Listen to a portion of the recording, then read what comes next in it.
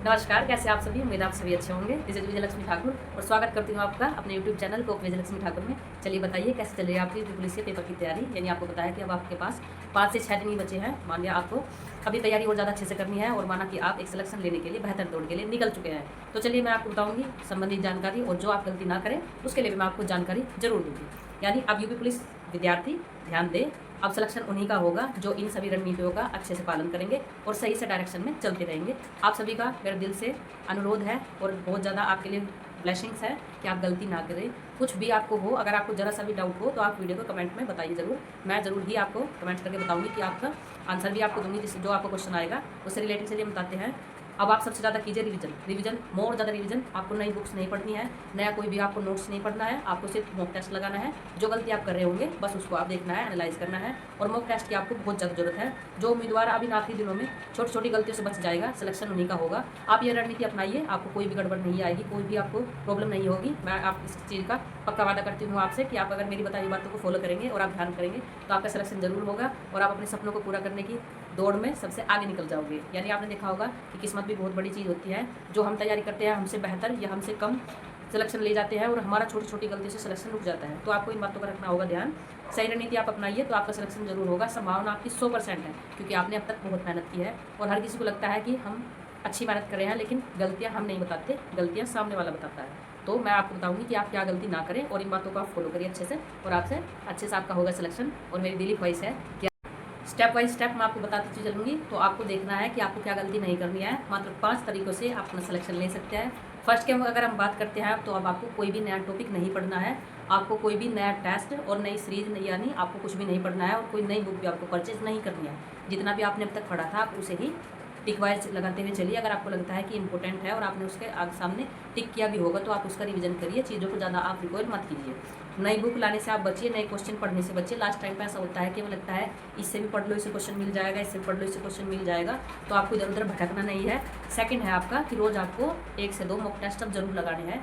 आपको बिल्कुल पेपर जैसा माहौल क्रिएट करना है। आप रूम के अंदर जाइए या आप लाइब्रेरी में जाइए, वहाँ पे आप टाइमिंग के अनुसार मैंने आपको बताया था पिछली वीडियो में कि आपको एक बुक ले लेनी है जो आपकी ऑफलाइन में बिल्कुल पेपर जैसी हो। पिछले क्वेश्चन आपने जितने किए अब तक किए होंगे आप उनको रोज़ एक लीजिए और रफ पेपर आप हाथ में ले लीजिए अपना, क्योंकि आपको वहाँ बुक नहीं मिलेगी, नोटबुक नहीं मिलेगी। रफ पेपर की तरह ही आप लीजिए, क्योंकि वो चलाने में भी पेन अगर आप करोगे तो वो खुरखुरा सा होता है, मानो बिल्कुल रफ होता है। तो आपको लगेगा कि बिल्कुल आप पेपर के जैसे ही उसे टाइम फॉलो कर रहे हैं और पेपर के जैसे ही आप लगा रहे हैं। टाइम आप साइड में लगा के टाइमर सेट कीजिए। आपको ऑनलाइन टेस्ट नहीं देना है, आपको ऑफलाइन टेस्ट देना है। टाइमर सेट आप लगाइए, उससे क्या होगा कि आपकी स्पीड भी अच्छी होगी और आपको टाइम मैनेज करना आपका माइंड बिल्कुल प्रेशर ऐसे लेगा जैसे आप एग्जाम के अंदर प्रेशर लेने वाले हो। क्योंकि एग्जाम में आपको पता होता है कि हमारे सारे सपने, हमारे अपनों की ब्लेसिंग और जो आपके लिए निगेटिव वर्ड्स बोले जाते हैं और जो आपकी परिस्थितियाँ आपको वहाँ पर जाके सब याद आती है, क्योंकि ये चीज़ें हमने नहीं सीखी है। तो आपको बिल्कुल भी निगेटिव थिंकिंग नहीं रखनी है, आपको पॉजिटिव थिंकिंग रखनी है। मैं स्टेप बाय स्टेप आपको बता रही हूँ।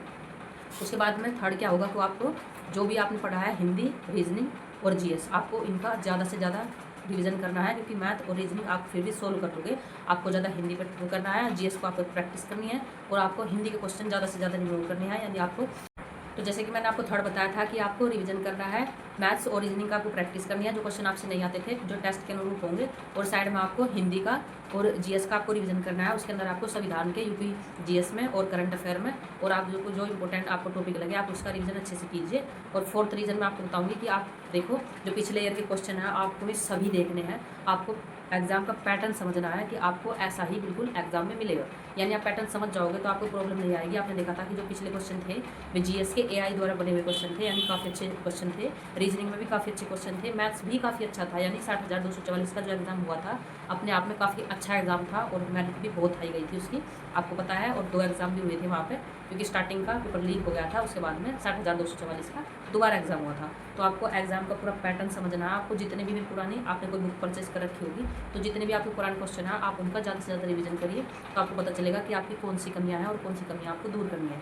एग्जाम में जो पूछे जाते हैं वो क्वेश्चन पत्र में ऐसा होता है कि बार बार क्वेश्चन रिकॉइल होते हैं, तो आपको उनके ज़्यादा से ज़्यादा प्रैक्टिस करनी है। क्या पता आपको क्वेश्चन मिल जाए वहाँ से, तो कितनी अच्छी बात है कि अगर आप तैयारी करोगे और आपको क्वेश्चन वहाँ से मिल रहे हैं तो फ़ायदा ही फ़ायदा है, उसमें नुकसान थोड़ी कोई है। उसके बाद में सबसे ज़्यादा मोस्ट इंपॉर्टेंट थिंग्स जो आपके सामने आने वाली है वो है आपकी नींद। यानी आपको प्रॉपर वे में नींद लेनी है। अब ये नहीं है कि मैं रात को आप टेंशन ले रहे हैं, मेरे को ये नहीं हुआ, मैंने ये नहीं किया, मुझे ये नहीं किया, आपकी नींद सही से पूरी नहीं हो रही है। मेंटली आपका प्रेशर ले रखे है, बिल्कुल प्रेशर कुकर हो रखा है कि फटने को हो रहा है और आपके मन में एक गाना चलेगा जो मेरे मन में चलता था कि जब सोना सोना लागे। तो ऐसा नहीं करना है, आपको अच्छे से नींद प्रॉपर लेनी है। 7 या 8 घंटे की नॉर्मली स्टूडेंट को नींद लेनी भी चाहिए, क्योंकि हम भी ये सोचते थे कि अपना जितना भी टाइम है कि नींद को घटाकर हम अपनी तैयारी अच्छे से करेंगे। ऐसा कुछ नहीं होता है।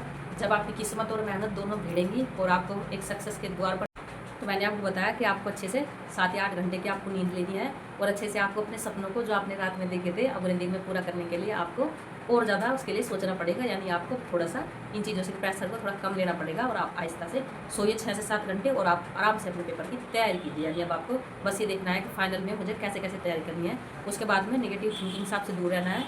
छठे पॉइंट जो हमें सबसे ज़्यादा है, जो भी आपके नेगेटिव पॉइंट्स हैं यानी नेगेटिव पर्सन हैं, आपको उनसे दूर रहना है। वे भले ही आपके भाग्य विधाता बने, अपने रिलेटिव्स भी उनके अंदर होते हैं, आपके फ्रेंड्स भी होते हैं जो हमेशा आपकी टांग खींचते हैं। और सबसे बड़ी बात, आपके रिलेशन में ही होंगे जो हमेशा आपको नेगेटिव थिंकिंग सोचते हैं। आपके भविष्य के दाता होते हैं, वे भविष्यवाणी करके रखते हैं आपकी कि तुम लाइफ में कभी कामयाब नहीं होगा।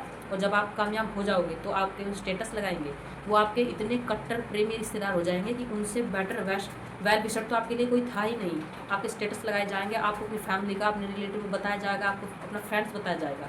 तो ऐसी महामारी से आप दूर ही रहिए जो कभी किसी के नहीं होते हैं। वे एक तरह की मेंटल प्रेशर ही दे सकते हैं कि तुम कुछ नहीं कर सकते हो या ये नहीं कर सकते हो। वे सिर्फ छूत की बीमारी है, आपको उनसे दूर रहना है।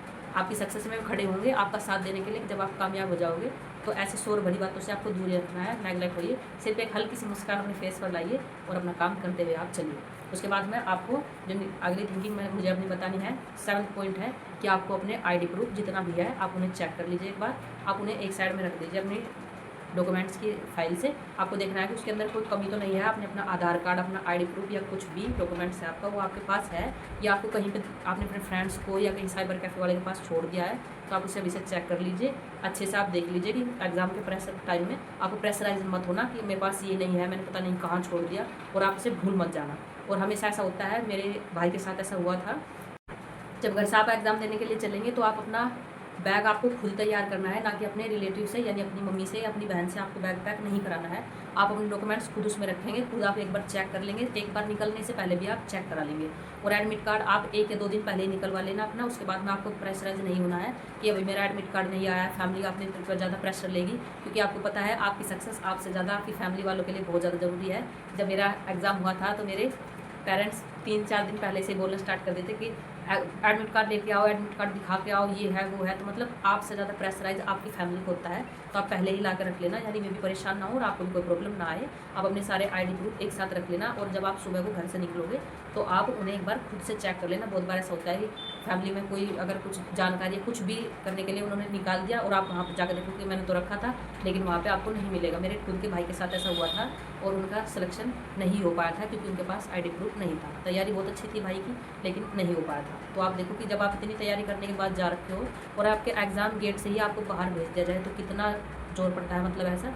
तो ये गलती आपको नहीं करनी है। और 8 जो पॉइंट है हमारा, अगर आपका एग्ज़ाम ज़्यादा दूर है तो आप प्लीज़ एक दिन पहले ही निकल जाओ, क्योंकि अगले टाइम का ये नहीं पता होता है कि हमारे साथ क्या हो जाए। रास्ते में बरसात स्टार्ट हो जाए, क्योंकि मौसम आजकल ख़राब हो रहा है, आंधी या तूफान कुछ ऐसा भी आ सकता है, या फिर अगर से कोई स्ट्राइक वगैरह हो जाए, रास्ता जाम हो जाए, आप उसमें फंस जाओ और आप इतना ज़्यादा मेंटली प्रेशर हो जाओ कि मेरा एग्ज़ाम होगा, एग्ज़ाम छूट जाएगा, मेरे से नहीं होगा। क्योंकि मेरे साथ ऐसा हुआ था, मेरा दिल्ली पुलिस का एग्ज़ाम था। मैंने भैया को बोला था कि भैया मेरी 11 बजे एंट्री है, तो आप घर से 10 बजे चलना, और वहाँ से काफ़ी पास था हमारा एग्ज़ाम सेंटर, बहुत पास था। लेकिन रास्ते में भैया को गलियाँ नहीं पता था और गाड़ी बड़ी थी हमारी, और बीच में हम वहाँ पे गुम हो गए थे। तो मैं इतना ज़्यादा परेशान हो गई थी। सामने मैं आपको हमेशा चीज़ें बिल्कुल सही बताने की कोशिश करती हूँ जो मेरे साथ हुआ है, यानी मैं एक एस्पिरेंट हूँ, तो मेरे जैसा ही आपने भी ये सब चीज़ें झेली हैं और आप झेल रहे हो, क्योंकि हम सभी का एक मकसद है सिलेक्शन लेना, और उसके लिए सब चीज़ें रास्ते में बाधाएं आती हैं। तो मैं जब घर से निकली थी तो हम थोड़ा लेट हो गए थे, और रास्ते में ही वहाँ आर्मी कैंट एरिया था, वहाँ पर ज़्यादा भीड़ हो रखी थी। उसके बाद में जस्ट सामने रेलवे क्रॉसिंग था, फाटक बंद हो गया था। मुझे बिल्कुल ऐसा लगा था कि मेरा एग्ज़ाम नहीं होगा, आज मेरे हाथ से एग्ज़ाम मेरा छूट गया, मेरी एंट्री भी नहीं होगी। मैं बहुत ज़्यादा लेट पहुंची थी एग्ज़ाम में, और मेरी बिल्कुल हालत ऐसी हो गई थी कि बिल्कुल प्रेशर में माइंड फटने वाला था कि मेरी इतनी सारी मेहनत, मेरी रातों की इतनी नींद ख़राब की हुई, जो मैंने इतनी मेहनत की थी वो सब बेकार हो जाएगी। और आप यकीन नहीं करेंगे, स्टार्टिंग के 8 से 10 क्वेश्चन मैंने जल्दबाजी में ही गलत कर दिए थे, और एंट्री सबसे लास्ट हुई थी मेरी। बहुत मिन्नतें की थी उनकी कि मुझे आप एंट्री दे दो, मैं लेट हो गई।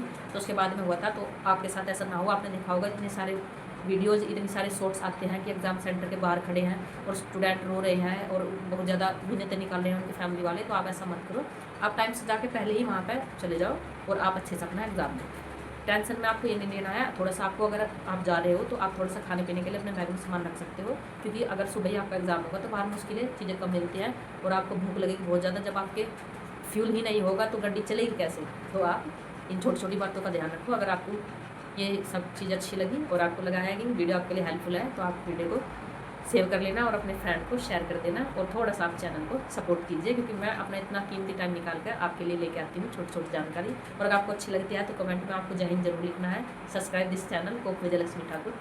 जय हिंद।